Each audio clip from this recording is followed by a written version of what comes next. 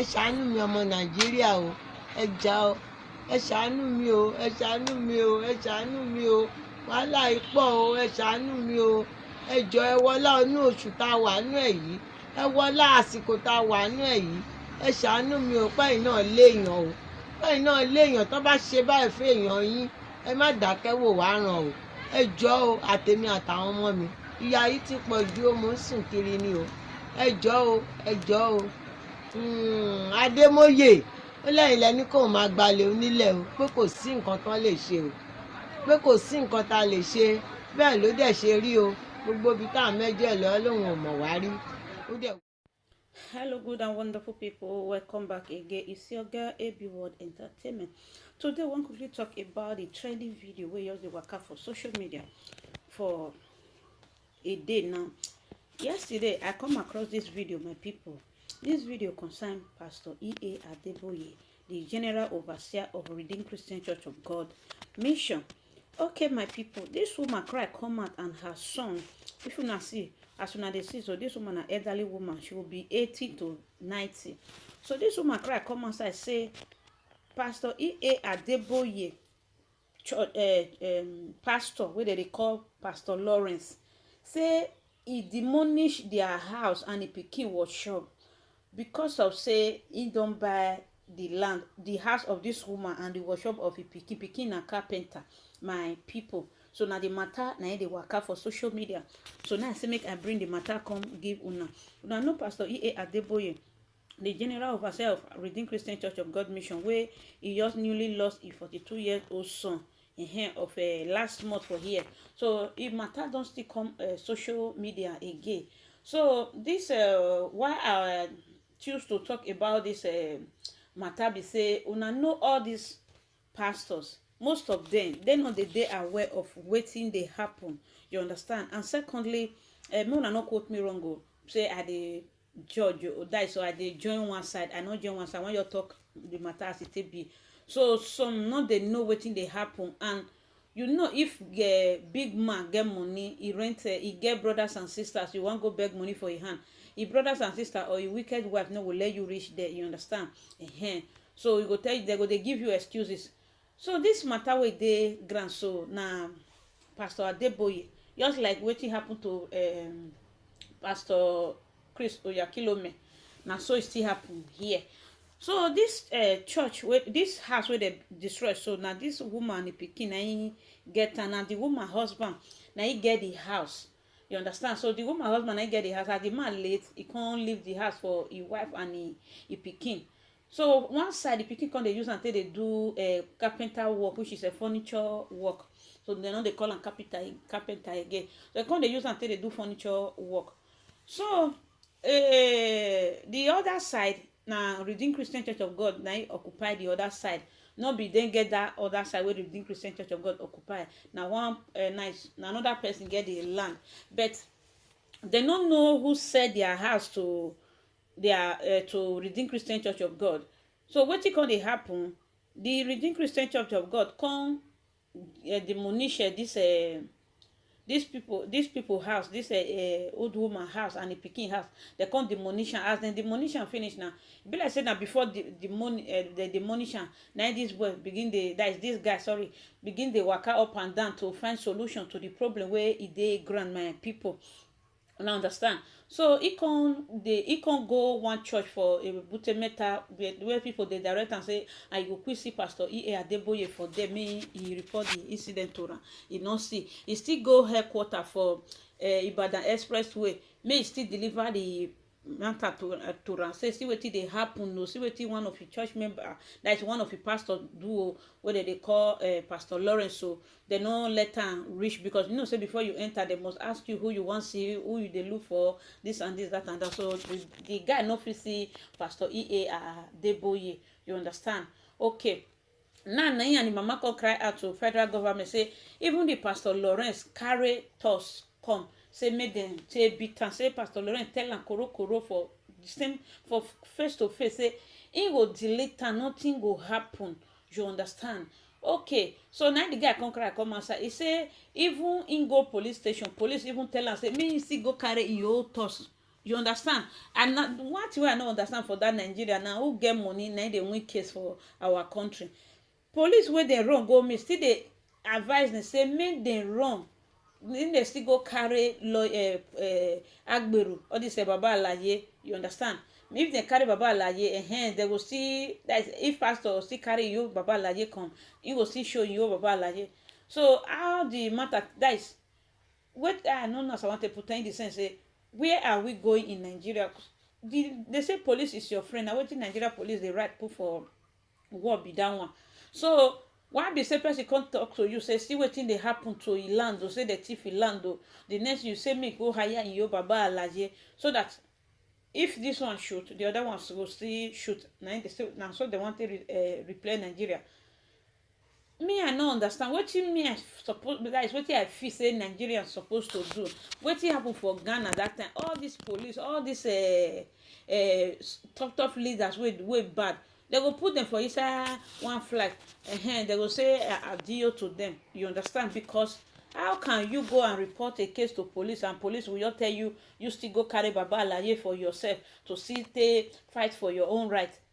What are the police meant for, you understand? So now make these people come outside here, come dey beg say abeg may people come still talk, make government come talk, put say how can you just demolish somebody property without giving them quick notice, and they no sell their house to papa to that is everybody now dey point a finger to Papa Adeboye, you understand, because na him be the head of Redeemed Christian Church of God, the Redeemed Christian Church of God, you understand. So Pastor Lawrence na he do the something, my people.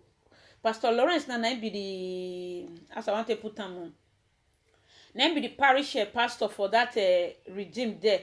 So now he don already put he don already demolish the house. I will leave the video, make it play more and listen. Why they explain na Yoruba they speak, so now make me they explain small side for inside, especially for those who know they hear Yoruba. You understand? No, for understand wetin the woman they talk, because the elderly woman not talk for English, including e pikin. So na Yoruba na two of them they analyze their issue. You understand? So wetin you call wetin they want now, they want me Nigerians come intervene, and human rights activists make them come talk for the matter, make them come to their rescue, say they don tire, they don't know where they go again, you understand, because this matter don't pass garri. They say water don't pass garri. So how can a church destroy somebody's property, you understand? Even though you buy the house, for me at least, as the person come complain say na he no sell am, we need to go like find the root to the matter, you understand, because if not, church name is going to be at stake here, you understand. So they will start scandalizing the name of that pastor and the head of the pastor, just like wetin happened to Pastor Christo Yakilome, as I earlier talk. Now understand? Okay, this guy na furniture na he say he get work where he want deliver to people where he don already do, not be just carpenter like that, not be holding this carpenter, in na furniture person, you understand. He say he get work of 600,000 naira, he get work of 1 million, 4 million for there. Now know how check dey there for Nigeria, because nobody wants sit down for Ekpokiti again, or Patako again, or Zagodo, or Agijoko. Everybody want equip their parlor, you understand. So now that one come dey pay now, and he still get other work where people don't already pay am, say do from that. They don't do in don't, you know, say some people will leave advance, some will just trust you, they will just give you full money, say I trust you, you can deliver. So all those things they inside the house where they the money, because now there is shop there. So this man now come outside, say he not get anybody, you understand. He don't try to reach to Pastor E.A. Adeboye or to know Ave, you understand. So many Nigerians come to a rescue. I bet my people, but when I think about this matter, when I come to this home rescue, you understand. Make church, this Redeemed Christian Church of God, the parish where Pastor Lawrence for the parish do pastor, make the non be this woman ekweku, you understand. Make the non kill am for his body. I bet muna rise of justice for these people, you understand. We need to know who said that land to them, that house to them, you understand, because they even put quick notice for them, say this land belongs to Redeemed Christian Church of God, nobody should trespass, or the person will face the law, you understand. So we want to know wetin really happen. If who sell the land, you understand? Why they not go? Okay, if person sell the papa property, why you not go to the real person? Why you not investigate before you go buy that kind of land? Because for the city wey me for come from Edo State, e get some houses when the time wey people come, even they sell house up and down, they begin come, they write put for the front of the house, say this house is not for sale. Really anybody that's buy that kind of house, you are at your own risk, you understand? You are at your own risk. So now so it dey be. So what all these people now need, now this old woman and his son, they need justice from the government, you understand? Make government come talk put for this matter, because the woman say now from house to house under bridge, now she come dey sleep now. All property, they no even take anything out. The good things where they pack for the house, Pastor Caesar, he say he no know wetin he do to the Pastor Lawrence, where it sees some the valuable things, that some things where they value for inside the house. He no know wetin he do to am. So in the plea to all Nigerians that they should come to his rescue and fight this battle for them, you understand? So my people, now I constantly say, me I still cry to una, make una still come to the end of this people. Say may Pastor Lawrence from Redeem no mango this matter, or because of say in get money. Imagine pastor they carry toss. I don't know whether na true be that, whether na lie, but now waiting this man explain for Yoruba be that. So for those who know they speak Yoruba, now the things where I understand, I say give una. You understand? If you see say I know explain that way, if you see watch the video, send out to Yoruba person will be your friend or relative, then they will explain now better for you. So I will leave una for this junction. You can watch the full video. And before I will release this video, I want you this opportunity to take talk to this man. Say if you want to see Pastor E.A. Adeboye, may he go all night for every first Friday of the month for Ibadan Expressway. Go worship with them. You will see Pastor E.A. Adeboye there direct. You understand? Cry come outside after service don't finish, when they do offering. Cry come outside. Pastor Adeboye will tell them, say make them bring you, but not destroy preaching when they preach. You understand? No. But if they just they make offering before they do a closing prayer, come outside, cry, say Pastor Adeboye come to my rescue.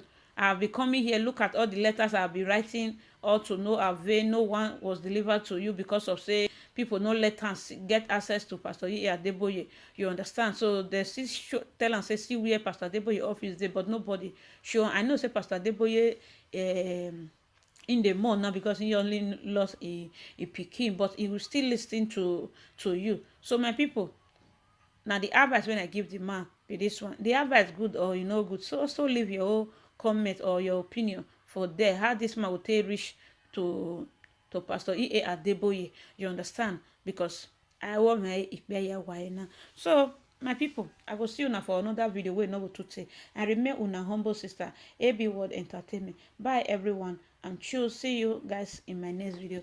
Bye bye. To my new subscriber, you all are welcome to this wonderful platform. And to my returning subscriber, God Almighty bless you all. For me, I thank you so much for always coming back to come and return all.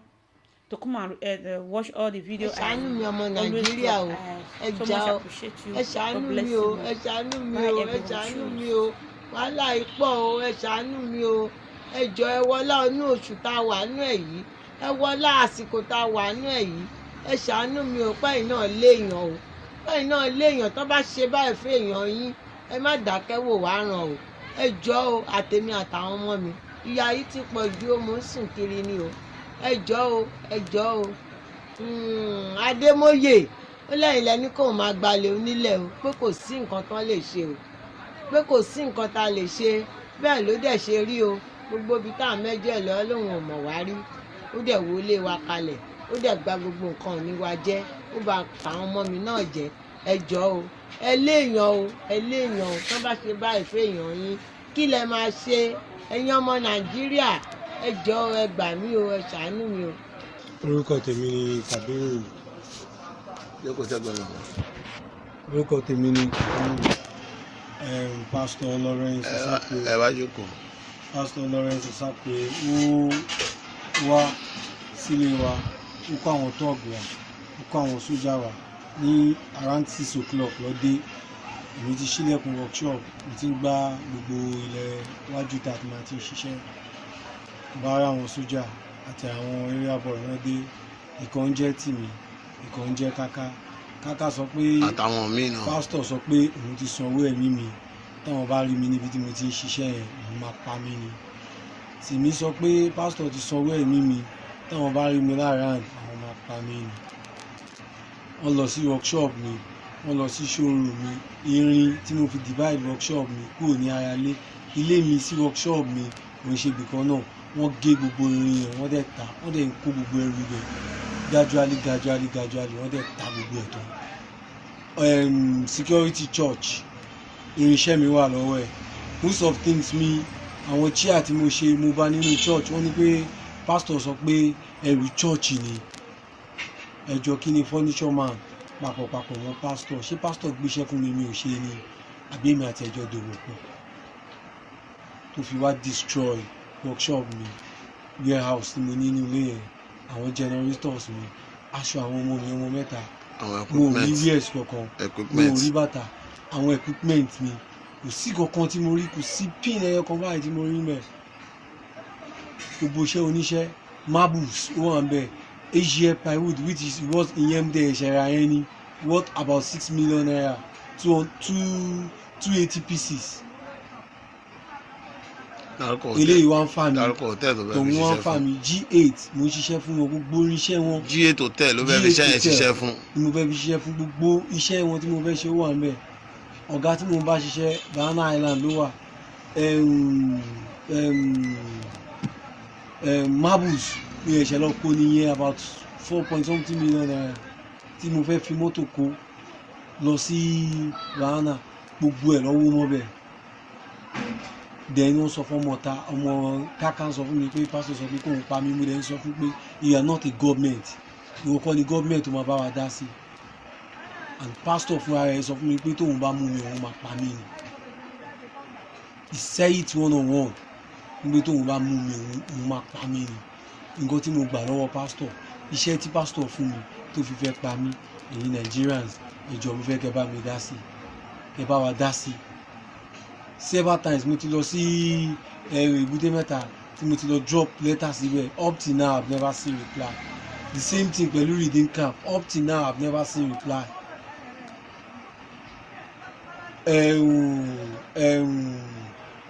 Redeem office kan wà ní Akitan wọ́n níyẹn ló control Apapa family I take a book there up till now I've never seen the reply.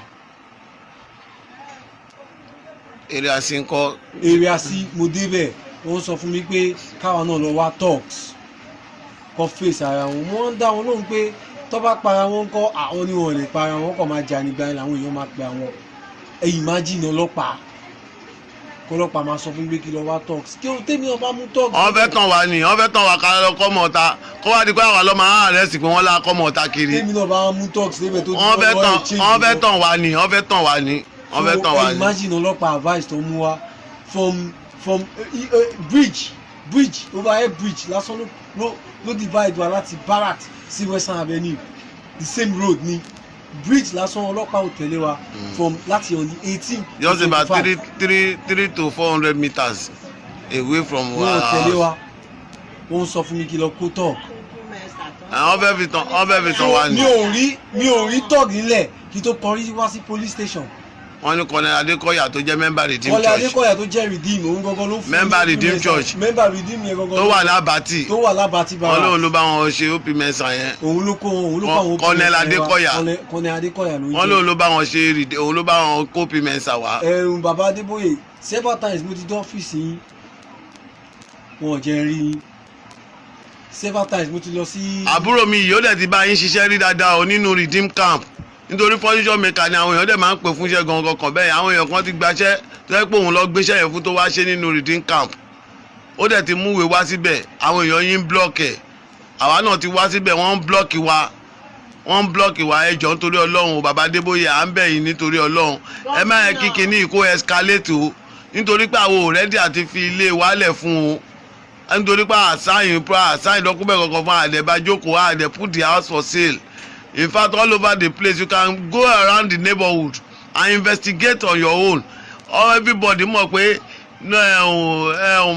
this house is not for sale. It's written all over the building. It has been written all over the building that this building is a sub judice in the court of Justice Candide Johnson.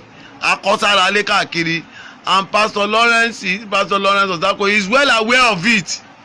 So nǹkan tó wá gbéjẹ sínú ẹ̀, èṣù tó gbéjẹ sínú ẹ̀ tó fi wòye pé òun lè bloody kẹ́ gbogbo whatever thing tó fi bá sọ tó fi fipò lè ṣe kínní. Mo dẹ̀ mọ̀ pé kò sí nǹkan kan tó lè wà lọ́kàn ẹ̀ ju pé he has the alliance of the police. The alliance of téèyàn bá fẹ́ ti ṣe nǹkan èṣù nínú ìlú yìí, tó fẹ́ ṣe nǹkan criminal nínú ìlú yìí, tó bá ti ní alliance of police, bọ́n máa ń ṣe leléyìí o. And we are shouting loudly, kí government kan jọ kó bá wa dá sí. Let them call the area commander in area C. Let them call the DPO in Sule police station, area C, Sule police station, area C division. Kó jọ kó bá wa pè the two gentlemen tó wà ń bẹ̀, both the area commander and àkọ́kọ́ náà mo fẹ́ kí bàbá wa Oyèdépò, mo kí ẹ ṣe pẹ̀lẹ́, ẹ kú àtẹ̀mọ́ra, ẹ kú sùúrù, tọmọ yín tó ṣaláìsí láìpẹ́ yìí, a kí yín, ẹ ṣe pẹ̀lẹ́. Gbogbo ẹnikẹ́ni tó bá jẹ́ ẹni Ọlọ́run, oríṣiríṣi àmì wò ló máa ń rí nínú ìgbésí ayé. Ara àwọn àmì wò kan tẹ́yìn máa rí nìyẹn. Kọ́lọ́run kó bá mi foríjì, kó pa àṣìṣe rẹ̀ fún. A kí yín púpọ̀. Ọ̀rọ̀ tó wà nílẹ̀ yìí ó kàn yín bàbá wa Oyèdépò púpọ̀. Tá bá wo fídíò tá bá wo pọ́nrán tẹ́ ń wò yìí, fídíò tẹ́ ń wò yìí, ẹ rí àwọn kan, ẹ rí pé wọ́n wọlé níbẹ̀, ẹ tẹ̀ rí sign redeem bẹ́ẹ̀. Ṣùgbọ́n kò sí bá ṣe máa wá lọ́wọ́ àbọ̀, a gbọ́dọ̀ wá dọ́dọ̀ ẹ̀yin tẹ́ jẹ́ ti redeem káàkiri nípa báwo ni bẹ̀yẹn ṣe jẹ́. Sàṣàdé làwọn ará bíi, Sàṣàdé ni àwọn tó nílé yìí, wọ́n dé kán tó lọ kán tó bọ̀, wọ́n ti wó ilé wọn, wọ́n ní redeem ló ní kan wò. Kódà wọ́n wọ́nà bó ṣe máa kan Oyèdépò, ẹ̀yin bàbá wa tẹ́jẹ́ Oyèdépò, pé báwo náà ṣe máa fẹjọ́ sùn yín. Wọ́n kọ lẹ́tà dé gbogbo ọ́fíìsì yín, kò sẹ́nì kankan tó dá wọn lóhùn. Ẹ sì jẹ́ ká bẹ̀rù ọjọ́ alẹ́ wa. Àwọn ẹni yìí, ẹ jẹ́ ká wò wọ́n ti dàgbà. Èyí tí wọ́n jogún lọ́dọ̀ àwọn òbí wọn, òun ni ilé tí ẹ lẹ́wọ́ yìí. Wọ́n ní lóòótọ́ yín lẹ ra ilé tó wà níbẹ̀, redeem tó wà bẹ́ẹ̀, lẹ́yìn náà lẹ ṣẹ̀ṣẹ̀ wá lọ ra ti ọ̀dọ̀ wọn. Kí ló dé? Sí Ọlọ́run ọba náà la fẹ́ sìn débẹ̀ ni? Sí Ọlọ́run ọba náà ló ní ká nira wa lára débẹ̀ ni? Nílé tí wọ́n wò yìí ní number 36 opposite Abati Barrack ló wà ní West Avenue. Ibẹ̀ ni ilé náà wà. Mo fẹ́ kí gbogbo èèyàn kẹ́ jáde, ẹ jẹ́ ká ràn àwọn ará bíi lọ́wọ́, ẹ jẹ́ ká ràn àwọn family lọ́wọ́, ẹ jẹ́ ká ràn wọ́n lọ́wọ́. Ká rí pé a fẹ́ mọ̀ dí kí ló dé tán fi ra bẹ̀, tán fi wó bẹ̀. Ibo lowó náà lọ? Ǹjẹ́ tí lóòótọ́ ló da kí redeem àwọn nǹkan tí ó da ogun ẹ̀sìn sílẹ̀, ẹ má jẹ́ ká dá lẹ̀ mọ́. Gbogbo wa ọmọ ìyá ni gbogbo wa. Ẹ̀sìn ò gba túláàsì, kò gba tipa. Kódà ẹ̀sìn ò gba pé ká nira wa lára kó tó di pé a jẹun, ká tó di pé a mu. Ẹ jẹ́ ká rántí nígbà tá a wọlé yìí síbẹ̀, ibo la fẹ́ kí àwọn tó nílé, ibo la fẹ́ ká gbà. Ìyá tó nílé yìí àtàwọn ọmọ rẹ̀, ìṣe náà sùn káàkiri, ìyá àgbàlagbà. Ó ń sùn lé káàkiri ni. Gẹ́gẹ́ bí ọ̀rọ̀ tí ìyá sọ, ìyá lọ mọ́sálásí ni ìyá wà tó ti ń pe Ọlọ́run ọba rẹ̀. Sàṣàdé náà rí àwọn tó ń wọlé, wọ́n ti dé. Wọ́n dẹ̀ ti jáde káàkiri lọ sọ́dọ̀ àwọn local government káàkiri náà ti lọ ṣàlàyé fún. Gbogbo ẹ̀ náà pàbó ló já sí. Mo rọ̀ gbogbo ẹ̀yin èèyàn tẹ́ ń wo fídíò yìí, ẹ jọ̀ọ́ nítorí Ọlọ́run, ẹ dìde pẹ̀lú àánú. Ẹ jẹ́ ká rí pé a gbọ́dọ̀ mọ̀ ìdí tó fi wo èló ni wọ́n gbà, báwo náà ṣe wó